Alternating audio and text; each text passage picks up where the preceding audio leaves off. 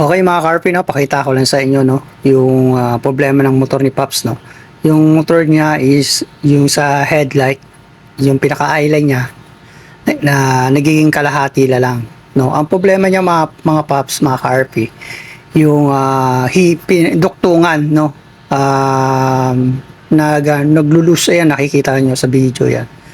So, yung isa medyo ano na yan na doktong ko na pero hindi ka pa nahihinang. Pero ang the best talaga dyan, kakalasin yan, tapos hihinangin yun. Ayun yung madalas na nangyayari sa Rusi Passion. Minsan nawawala, no? Minsan kalahati.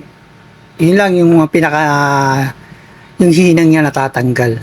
So, siguro gawa ng vibration, mga ganun. O yan, ito, sinusundot ko yan ng ng flat screw. Yan. So, gano'n lang gawin nyo. Pag na-encounter nyo na nagiging kalahati na yung pinaka-eyeline, hinangin nyo lang yung duktungan niya. Madali mo makita at madali namang hinangin. Ang mahirap lang dito sa headlight na to ay yung pagkakalas niya talaga. Napakahirap talaga. No, hindi ganun kadali ikalisin yung buong lens niya. Kasi may gawa ng silicone na nakadikit do sa palibot ng headlight.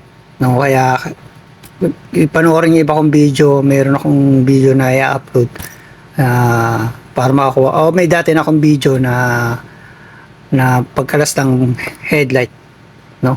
Yun lang, para mapanoorin niyo lang, no, para magkaroon ka ng idea.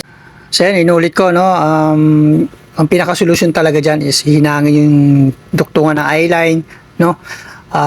Mag-solve din yung problema na yan. So, ang pinaka-challenge lang sa pagkakalas niya, yung pagkakalas ng lens.